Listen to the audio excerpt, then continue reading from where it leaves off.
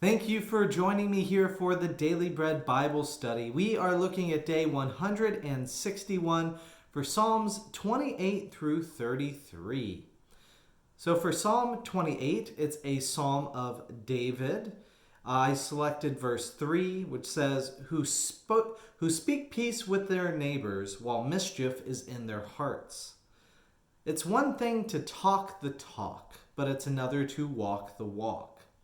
The time of the kings, especially in the kings after David, they had subversion and assassination as common occurrences. Kings may have had a short reign, as the fighting and plotting to take for power takes many lives. And for us, this I see as verse number 3 is a general warning not to be treacherous towards others. Even if we mistrust others, our trust in God guides our interactions with our neighbors. This prevents paranoia and thinking everyone is out to get me. Instead, we focus on what we know to be right and we listen for feedback from God.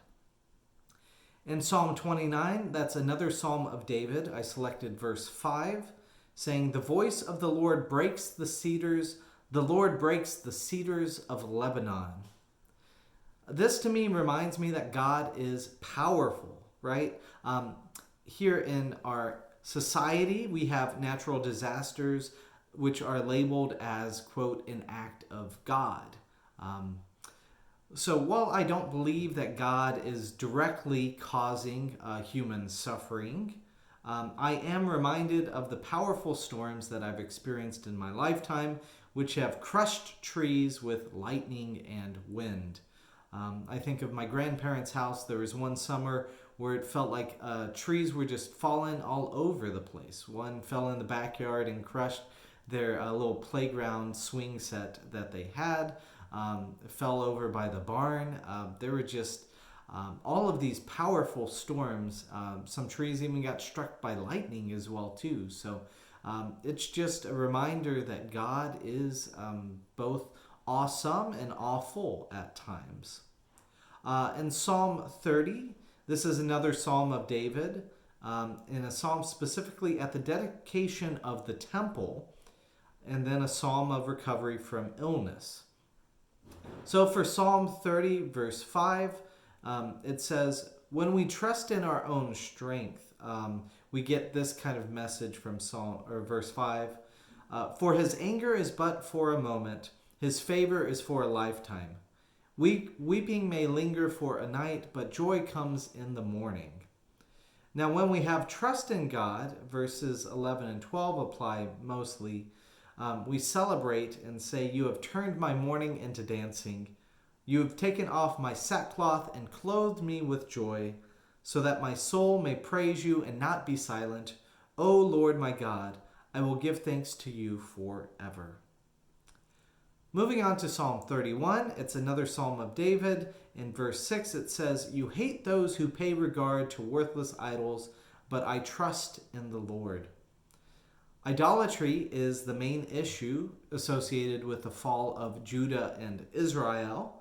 And so all of these things are worthless idols, do not need to be focused on or worried about. We can create idols for ourselves as well too. Money, work, anything that can stand in the way of our trust in the Lord.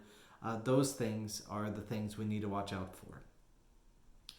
In Psalm 32, it's a maskil of David.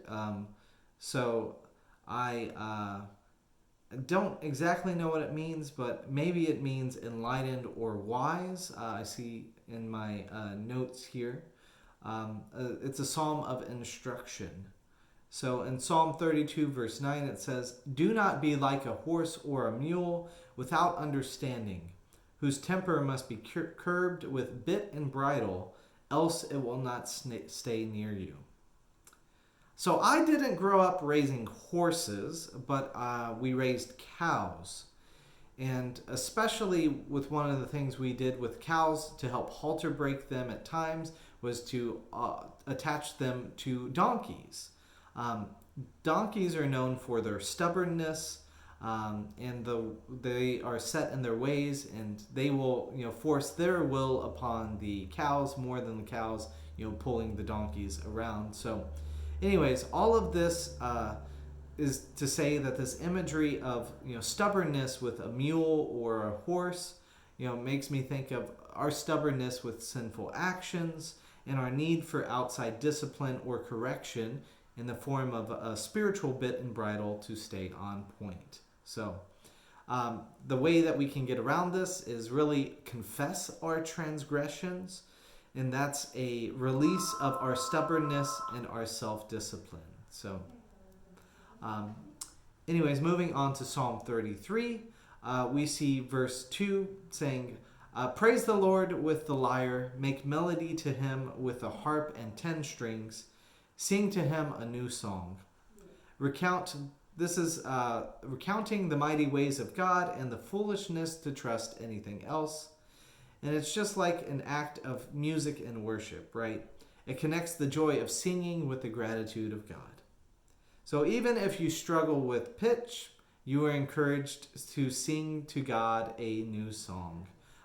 So I know very much in my family, I know my mom, you've always loved to sing, and pitch has never been quite your thing, but I hope you keep on singing, and I love you, Mom. So y'all take care and have a wonderful rest of your day.